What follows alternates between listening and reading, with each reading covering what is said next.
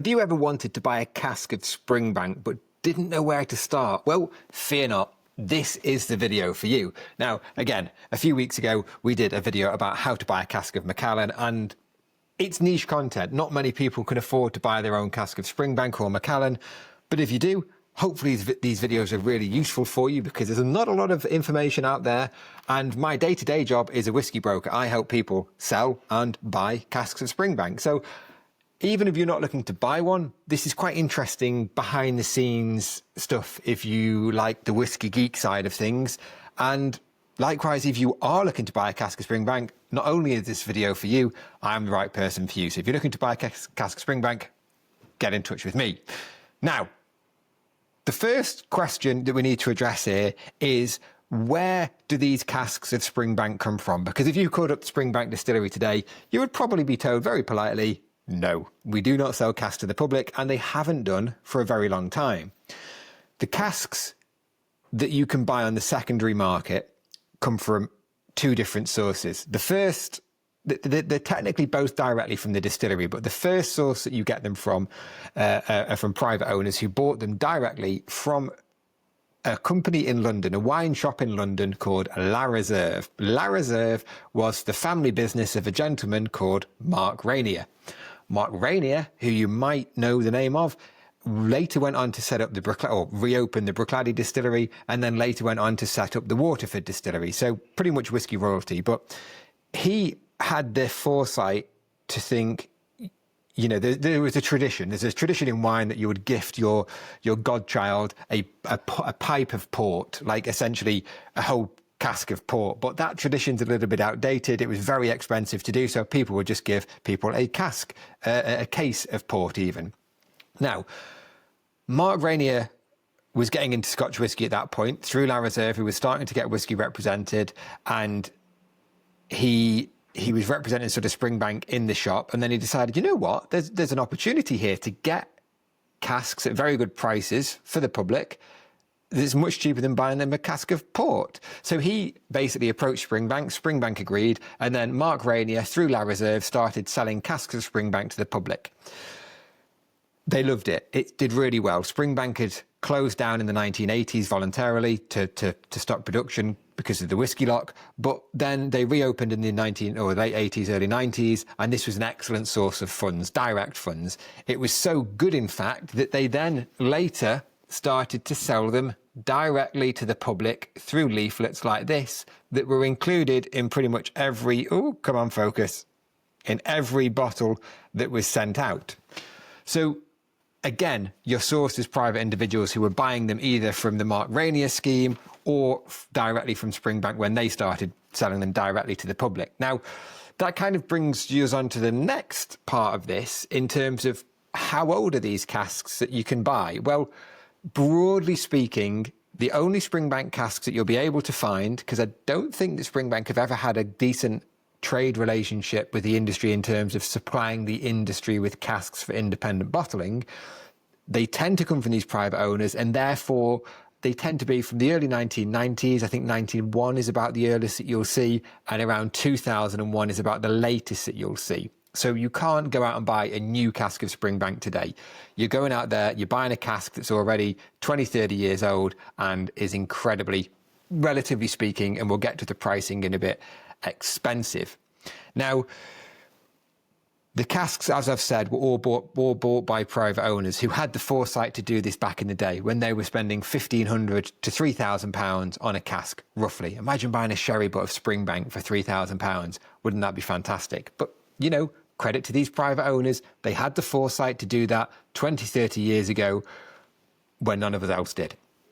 Anyway, that provenance matters because these private casks are, you normally have provenance directly to the distillery, and the provenance itself, because these casks are all stored in bonded warehouses, or bonded warehouses is like a colloquial term, but it means that they're in duty suspense, sort of like in excise warehouses where there's no duty and VAT paid. And broadly speaking, most of them are still at the warehouse at Springbank, but we'll get to that because there's a few nuances there that you need to understand. Now, when you buy this cask of whiskey, what can you bottle it and what can you call it when you bottle it? Well, you can't call it Springbank because the word Springbank is a trademark. What you can do, though, is call it or you can label it distilled at the Springbank distillery, because under trademark law, you can't trademark a geographic location, and therefore saying distilled at the Springbank distillery is not infringing under trademark law. However, you can't just slap on the word Springbank or Hazelburn or anything else like that. So it's quite nuanced in terms of what you're able to call the whiskey, and you have to label it in the correct way. So you can mention the word Springbank on the label, but it has to be handled correctly. And you know what? That protects everybody. It protects Springbank's interests and it protects the industry's interests. Broadly speaking, as the only source of these casks are from private owners rather than through various industry people, as in it's not as if Gordon MacPhail or other trade bodies across the country have got access to these older casks, there's normally no risk of buying a cask of Springbank without naming rights, but you always need to check on that. And the simple way to check out on it is when you get to the delivery order, it should say Springbank. It should say the name of the spirit that's on there, not Campbelltown single malt or something like that.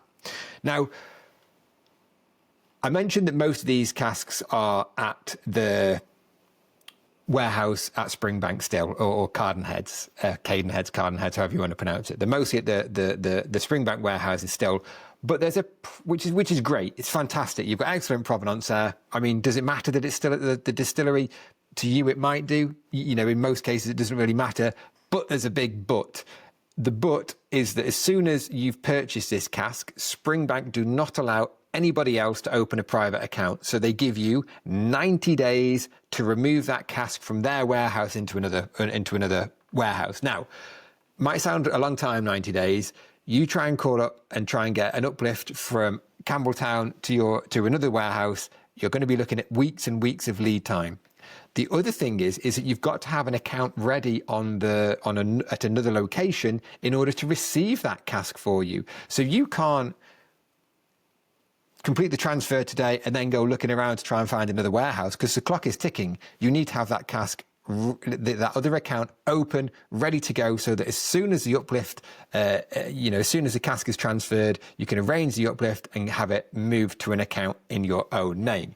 So it's pretty simple to move it, but they have to be moved out within 90 days. And we can, of course, help with all the transport and the logistics, because it's not as if you can just send a flatbed truck to pick up the cask, or if you go and read the story of the Scotch Malt Whisky Society founder, how they went to Glenfarclas and just stuck a cask of Glenfarclas in the boot of the car. These all have to be moved in duty and VAT suspense, and there's only 2, 3, 4 hauliers across the whole of Scotland that's able to do this work for you, and you have to have good relationships with them to know who they are. Can you use things like their movement guarantee and things like that? All little technical things that don't mean anything to you now. They don't need to mean anything to you now, but they all need to be agreed and in place before you complete a purchase. Now, onto the juicy bit. How much is a cask of Springbank? Well, how much is a house worth in London? Both of them are very vague questions. It depends. With a cask of Springbank, the obvious thing is you're not valuing the cask itself. You're valuing the liquid that's contained within the cask, and therefore a cask with a significant amount of whiskey in is going to be worth a heck of a lot more than one with an insignificant amount of whiskey in. So, for instance, if you've got a sherry butt that has 400 litres of liquid in it, it's going to be worth a heck of a lot more than a barrel with 80 litres of liquid in it, simply on a pro rata basis. Now, I understand that is not particularly useful, but broadly speaking, for those casks from the 1990s, through the 1990s, you might be looking at anywhere from £50,000 up to maybe £300,000-400,000, depending on how much is in there in the ABV, because the ABV is a crucial one and the fill level is crucial. Because if you're buying a cask from 1993 and it's only got 50 litres left in it and the ABV is down at 42%, that has to be bottled near enough immediately. So you're essentially coming to market in a fire sale.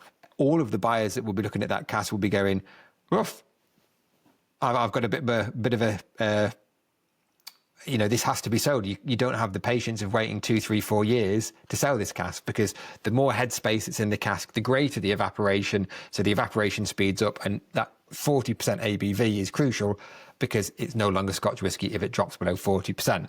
But between 50 and say £400,000 will get you anything from a cask with a relatively moderate fill in good condition, all the way up to the world's most overfilled sherry butt that's once in a lifetime of absolute incredibleness. What sort of casks can you buy? Because I've inferred there that you've got sherry butts. Well, that's only one of the types of casks that Springbank release. So there are a number of casks that Springbank tended to release. You obviously get your bourbon barrels. There's not a lot of bourbon barrels available, but a bourbon barrel is normally 200 litres when it's first filled. So those are the ones that would tend to have the lowest fill levels now, because obviously they had the least to start with. So bourbon barrels, either refill or fresh fill. So that means that when Springbank filled that with whiskey, that was the first time that it had ever been filled with Scotch whisky, following its use in Kentucky or in the bourbon industry, or a refill, which means that it had probably already been filled with Scotch whisky once in the UK and was, in Scotland, and then it had been bottled, and then this is the second time that we're using that cask. Sherry butts and sherry hogsheads are incredibly popular and incredibly sought after, especially the fresh fill ones that give a near opaque. And just give me 1 second here, because I do actually have. This is a bottle of 23-year-old Springbank, 23 years old, and look at the colour on that.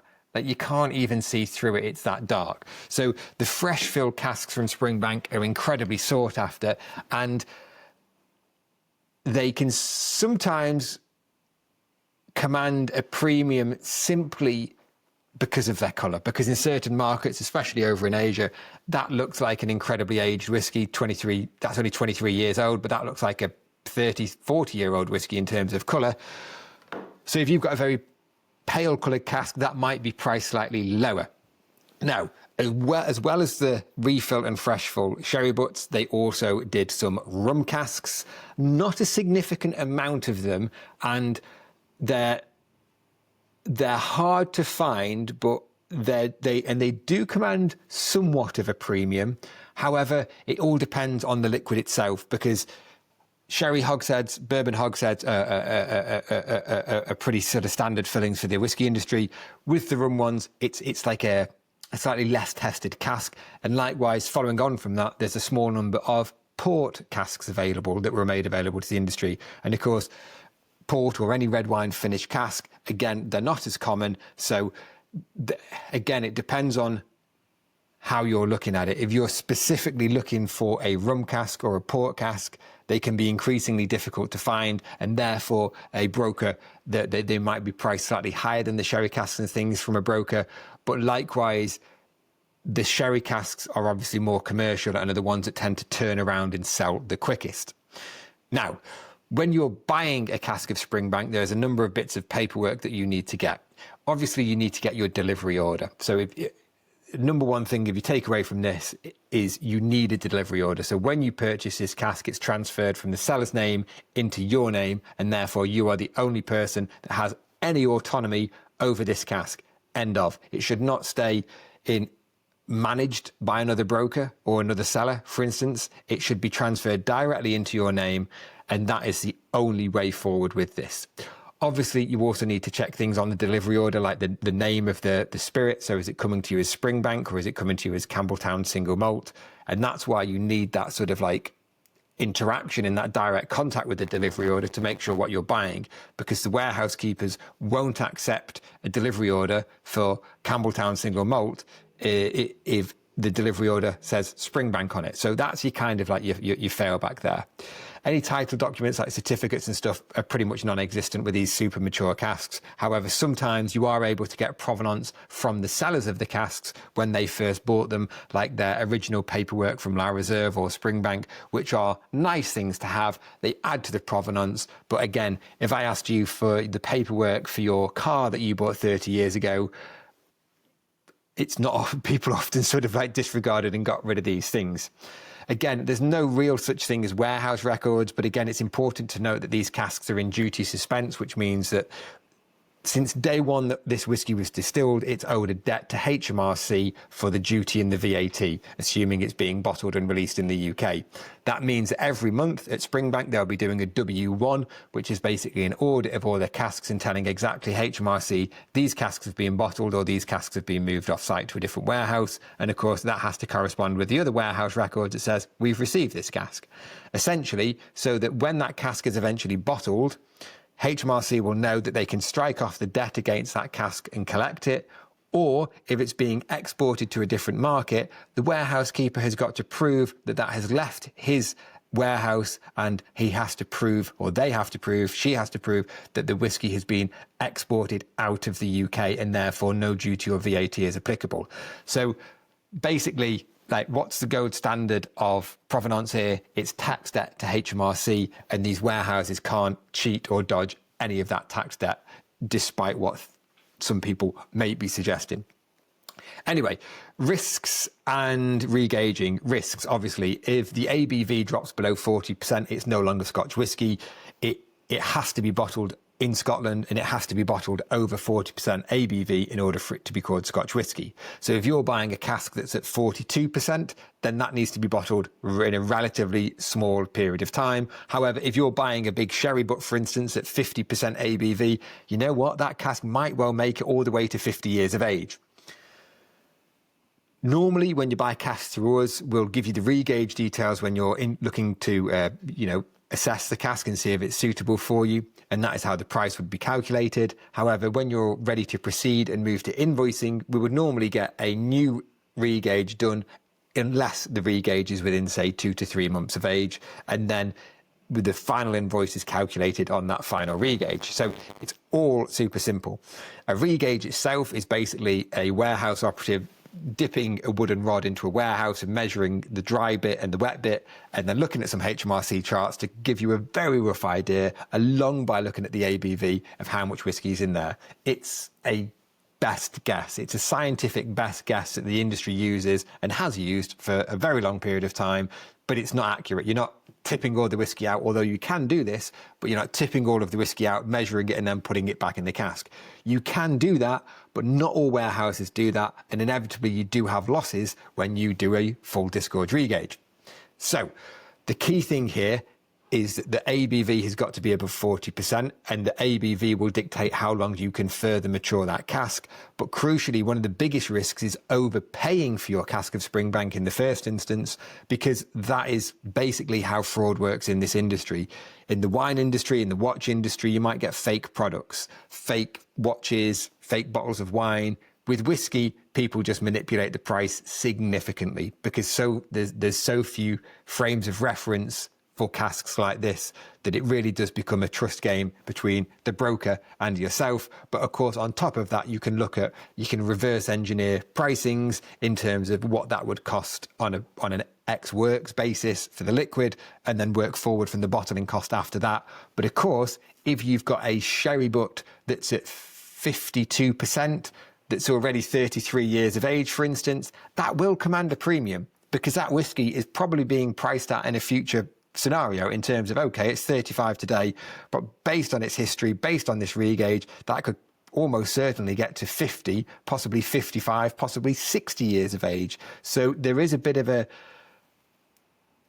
twist in pricing depending on the ABV and things. Ongoing costs. These shouldn't be forgotten about, because you can look at things like insuring a cask of Springbank. Broadly speaking, Howdens are the only insurance company that you want to be speaking to in Scotland. They're the best ones, and they insure the distilleries, and I've worked with them for years and they've been exceptional. Insurance is relatively cheap, about £300 for the first £100,000 worth of cover, and then of course it goes up incrementally from there. So another £100,000 worth of cover might only cost you another £100. So the point is, though, that you need to check and scrutinise what you're insuring against, because almost every insurance policy for casks won't insure against things like evaporation or leaks. Now, you can self-insure against that by putting it in a very good warehouse that's going to perhaps monitor that cask weekly. Perhaps in some instances, you will put a empty IBC beneath that cask. So in case there was any leaks, those leaks will be caught in an IBC and not going onto the warehouse floor. Now, of course, that means that you're taking up 2 spaces in the warehouse, so you might be doubling your rent. What does rent cost? For a very good warehouse, probably in the region of £100 for a hogshead, probably in the region of £200 for a sherry butt. You definitely can get cheaper storage out there, but it depends on what you're looking for. Are you wanting something gold plated? Are you wanting a guarantee from the warehouse keeper that they'll inspect it every week? Or you just want to try and save money? And that's a decision that you've got to make.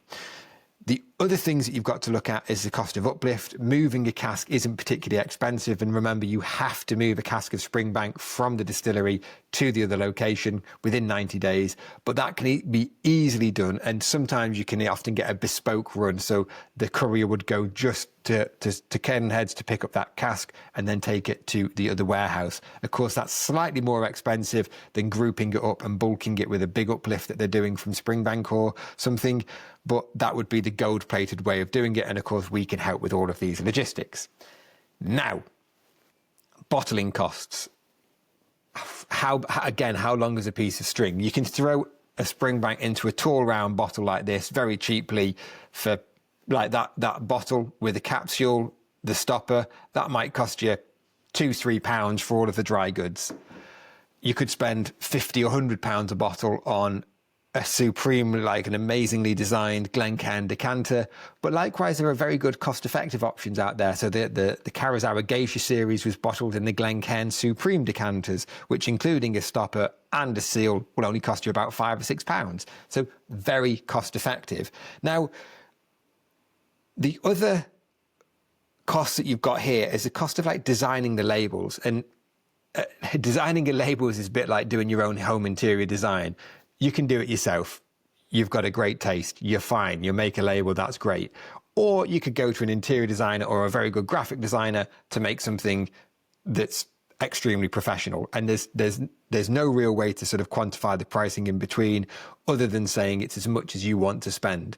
And again, we've got relationships with lots of design agencies, from very affordable options all the way up to the ones that produce the bottlings for the distilleries themselves, so the hyper corporate ones. So whether you're looking for a gift or a bottling to give out to your friends at a wedding, a bar mitzvah, whatever, just anything like that, you might go for the more affordable end. If you're a casino owner, a hotel owner, a restaurant owner, a car dealership owner, you probably want to go for something slightly more premium. And again, we can help with that. I would say that the one most expensive part of bottling a cask of whiskey, though, is, of course, taxes. The taxes are going to be applicable where you take that whiskey out of bond. So in the UK, you'll be paying duty on the alcohol in the whiskey plus VAT, and then you'll also be paying VAT on the value of the liquid as well. If you are exporting that bottle to America, for instance, or Singapore or Taiwan or Hong Kong, Australia, wherever you want to import it into, you will pay your local taxes and you will not pay UK taxes on that whiskey. So, but you need to get a really good grasp of what your local charges are. And of course, the shipment and the haulage charges for the bottles themselves. Again, we've got contacts. We can help with all of this, but these are all annoying questions that you need to answer before you get down to the decision of let's buy a cask of whiskey, because they are the charges that will mount up. Now, final question then is, how easy is it to resell or flip a cask of Springbank? Look, if you're thinking about flipping a cask of Springbank, please never buy one. Like it's way too risky. The only reason that you could, the majority of the clients who purchase casks of Springbank from ourselves are people who are looking to bottle this for either commercial purposes, like I've said, hotels, casinos, restaurants, car dealerships, or they're very wealthy clients who are looking to have their own unique bottling, either to distribute among friends or to have as a small commercial fun project. Because you know what?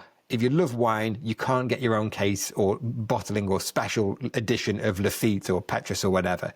But with whiskey, you can, and that's what makes it so awesome. You can have your own Springbank bottle with your name on the label, with a whiskey that you selected. So it's an incredibly personalized experience. Now, if you can afford to speculate, if you can afford to spend £150,000 on a cask of whiskey in the hope that it might increase over 5 or 10 years, that's only a risk that you can decide whether you're open for. In the same way, it's a risk as if you would put it into crypto today. If it all gets regulated, what happens then? There's so many different risks with alternative assets. If you're looking at this solely as an investment, it's something that you need to feel comfortable with. And if you want the real answer, go and speak to your financial advisor and they will tell you categorically all of the reasons why you shouldn't be buying it. That's not to say that you shouldn't. It's a really good experience to own your own cask, create your own product and release your own product. Like I say, it's completely unique. So just don't come at this lightly. When you're ready, people like me, I'm here to help you. We've got excellent supplies of Springbank casks from private clients. If you're looking to buy one, get in touch. But you know what? If I've missed anything obvious here, get in the comments below and I'll be happy to help. And I'll also put my email address in the comments in case you're looking for help purchasing a cask.